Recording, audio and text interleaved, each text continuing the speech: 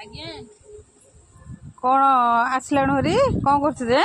ହଉ ପଖାଳ ତ ଖାଇବା ବୁଧବାର ଜାଣିଛୁ ବୁଧବାର ବନେଇକି ବସିଥିବା ଆମେ ଆଉ ଖାଇବାକୁ ଆସିଲାଣି ହରି ହଁ ହଁ କଣ ସବୁ ଆଣିଛୁ ଆଜି? ଇଏ ପଖାଳ ଭାତ ହଁ ଇଏ ଆଳୁ ବାଇଗଣ ଟମାଟୋ ପିଆଜ ଏ ତ ଚକଟା ଜାଣିଥିବେ ଦେଶୀ ପାଗ ଏଇଟା ଆଉ ଆଳୁ ଚୁନ ଚୁନ ଭଜା ଏ ବାଇଗଣୀ ଛାଣିଥିଲି ବେସନ ପକେଇକି ଆଚ୍ଛା ଇଏ ଚିକେନ ତରକାରୀ ଟିକେ ଇଏ ଆଉ ଅଣ୍ଡା ତରକାରୀ ଟିକେ ଆଉ ଏତେ ଆଇଟମ? ହଁ ହଁ ହଁ ପଖାଳ ଭାତକୁ ପଖାଳ ଭାତକୁ ଇଚ୍ଛା ହେଲା ଟିକେ ଅଣ୍ଡା ତରକାରୀ ଝୋଳ ପଖାଳ ଭାତରେ ଖାଇବାକୁ ତ ସେଥିପାଇଁ ଆଣିଦେଇଛି ଆଉ ଆଚ୍ଛା ଏତେ ଆଇଟମ ଚିକେନ ଅଣ୍ଡା ଏତେ ହଁ ଜିନିଷ ଖାଇବୁ? କଣ ସାଙ୍ଗ ହେଇ ଖାଇବା ନା ମୁଁ କଣ ଏକୁଟିଆ ଖାଇବି ନା କଣ ନା ସାଙ୍ଗ ମୁଁ ହେଇ ଖାଇବା ଖାଇପାରିବିନି ତୁ ଖା। ନାଇଁ ସାଙ୍ଗ ହେଇ ଖାଇବା ଆମେ ଆଚ୍ଛା ଠିକ ଅଛି ଆସ ତାହେଲେ ଆରମ୍ଭ ଜଲଦି କରିବା ହଁ ଆଜି ହଁ ଚାଲା। ହଉ ମୁଁ ଗୋଟେ ବାଇଟ ନେଇକି ଦେଖୁଛି କେମିତି ହେଇ ସବୁ ଜିନିଷ କଣ ପାଗଟା କେମିତି ହେଇ ତ ମସ୍ତ ପାଗ ତ ପାଗ ତ ପୁରା ଏମି ହେଇଛି ଟେଷ୍ଟି ପୁରା ଆଚ୍ଛା ଆଳୁ ଚୁନ ଚୁନ ଭଜା ଆଚ୍ଛା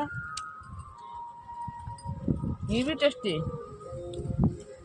ଚିକେନ ପିସ୍ ଧରି ଖାଉନୁ ସେମିତି କଣ ହେଇଟି ଆଜ୍ଞା ଦେଖନ୍ତୁ